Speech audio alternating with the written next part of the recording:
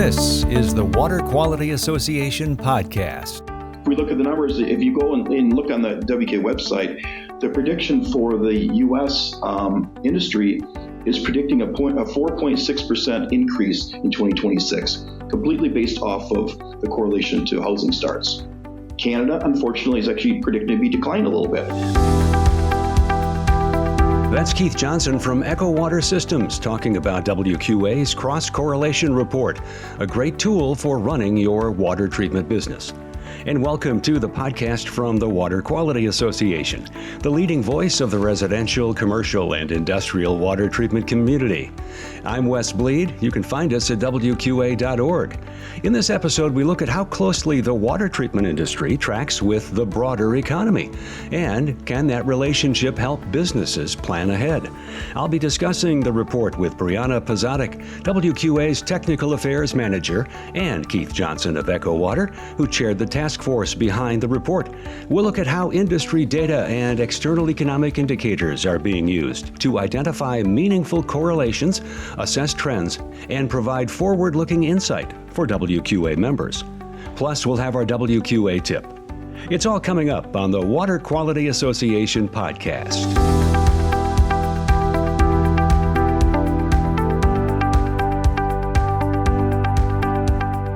If you've wondered how the water treatment industry tracks with the general overall economy, this podcast is for you because we're going to look at the WQA Cross-Correlation Report, and that report is intended to do exactly that, kind of measure and track and correlate, if you will, how the economy and the water treatment industry track along with each other. And are there ways to make predictions?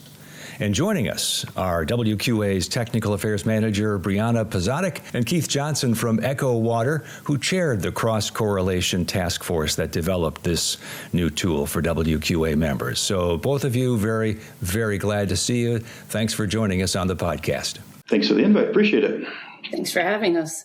All right, Brianna, let's start with you. Why this cross-correlation report, and why do members want to take a look at it? Yeah, so this is one of the newer reports that we originally published back in 2023. So the cross-correlation report is a data-driven analysis that looks at how various key market indicators move in relation to each other. In other words, how well do they correlate? So it's looking at data sets both from within WQA, like our tank and valve report and RO market trends report, as well as external economic indicators, pulling data from things like the Federal Reserve Economic Database, as well as large banks. And the purpose was to help members better understand the industry trends and even anticipate what the future market shifts could look like. So it's been a really great addition to our member benefits since it published. And we've had this going for about how long now, and what kinds of things have you noticed? So we published it back in 2023 originally, and the report gets updated about quarterly.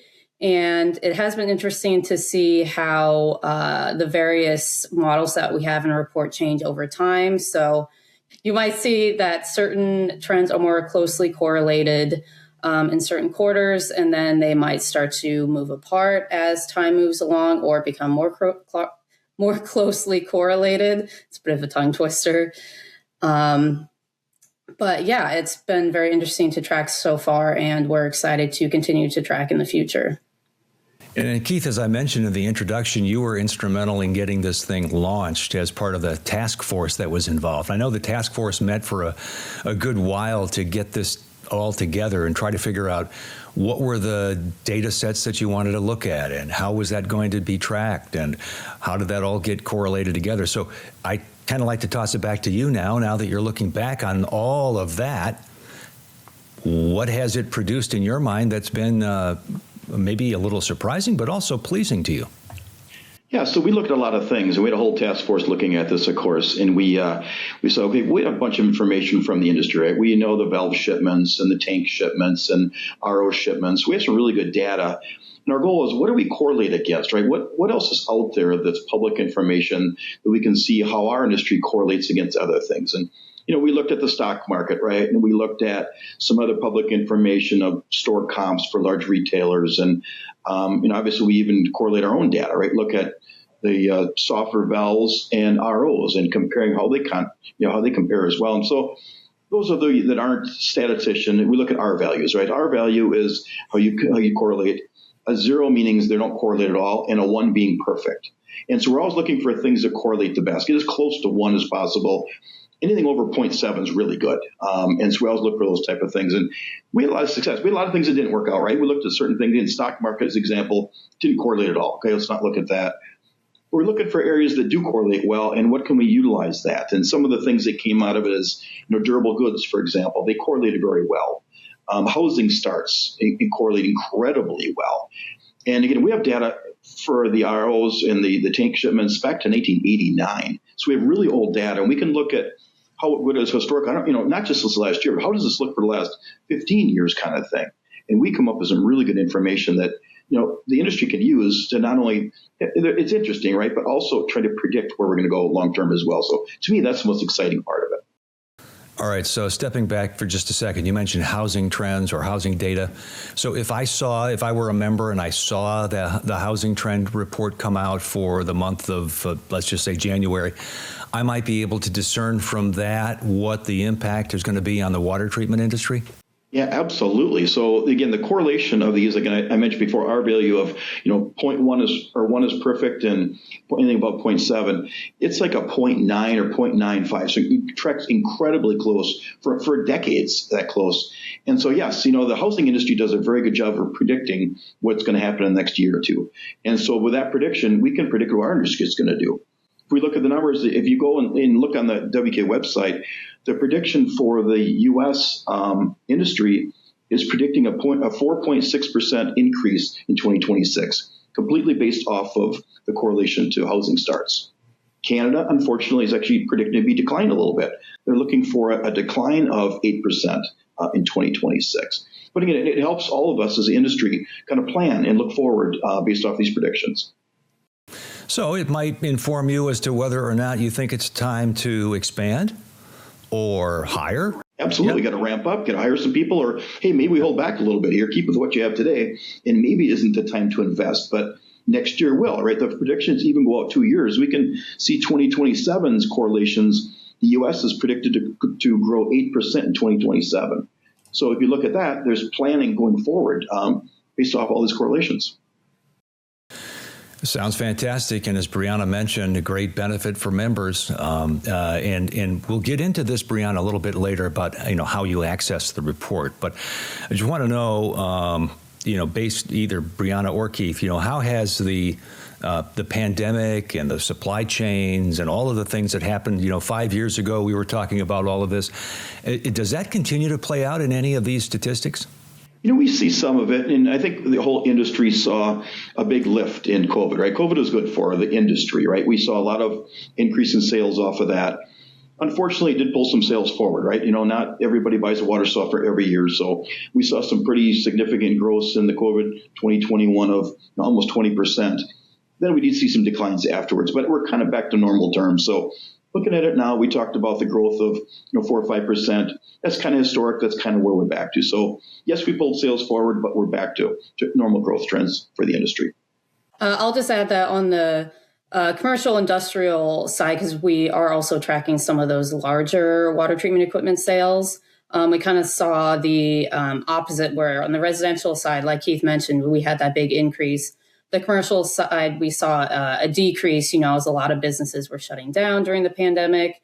And then we saw a rebound of those sales in 2021 through 2022. And then that one has kind of leveled off as well. So similar to residential valve shipments, we're back to kind of more the normal pre-pandemic moderate growth that we were seeing. Keith, anecdotally, are you hearing from members as to how they're utilizing the data? I get a little bit of feedback. We'd like to get more, and it's a great tool that's available for everybody that's a member, and that's part of the reason for the podcast, right? Get the word out there. People know this is available and utilize it. information wasn't even available till a couple of years ago, but we're asking our members to take advantage of this and use it. WQA updates this regularly so you can see any shifts, but the more the better. It's a great tool that we all should be utilizing. Right. We're always looking for ways to improve it. So if you have any feedback on other data sets you might like to see added or different ways we could look at these correlations, definitely reach out to WQA. We're open to that feedback. And right now, Keith, what's the most important takeaway about the current state of the economy? You talked about expansion. Those numbers sounded really strong. And I can remember there were members who they're still waiting for the 2022 recession. So where are we in terms of that? I can't speak for everybody, but we're pretty close to the industry, obviously, and it's good. It's not the growth we were seeing back in the COVID years, but back to normal single-digit growths are pretty normal. Water quality isn't getting better out there, right? Population continue to grow. So the opportunities grow. We can expect nice growth going forward, and we're here to provide better water and protect people, right? So I'm feeling good about the economy. I really am in the industry. Yeah, I'm feeling positive about hearing what you're saying about the economy and the report and the industry overall. So, Brianna, how do we get a hold of this data if somebody listening is a member but just for whatever reason wasn't aware of it, or somebody listening or watching is not a member and is thinking, hey, this is probably time for me to join? Where do we get this data? How do we get it? And what do we do? So, like you mentioned, you have to be a member to access it. So you go to our website, WQA.org, and you go to the Grow tab, and then you click the button for industry reports. Or you can just search in the search bar for correlations or cross-correlation, and that'll bring it up as well. And then there's a few different ways you can look at the data.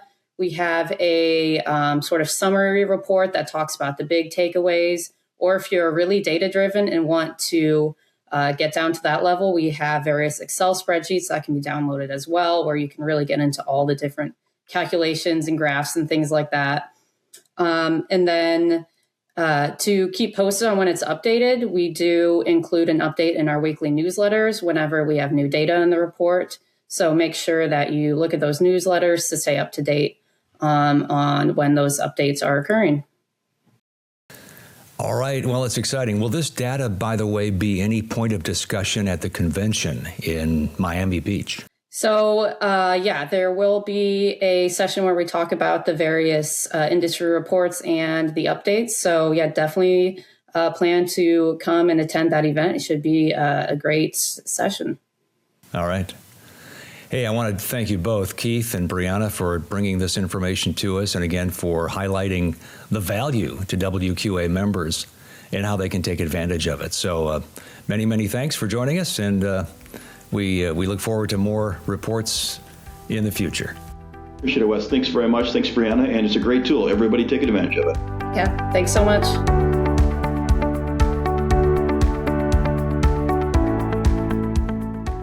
And our WQA tip. Now's the time to register for the 2026 WQA Convention and Expo. It's coming up April 28th through the 30th, 2026 in Miami Beach, Florida. You'll find education, innovation, networking, and business opportunities all in one place. Why should you attend? Well, learn from industry experts, see the newest tech and products, and grow your network. Do this now. Register and book your hotel room in the official WQA hotel block. Go to WQA.org/convention. See you in Miami Beach.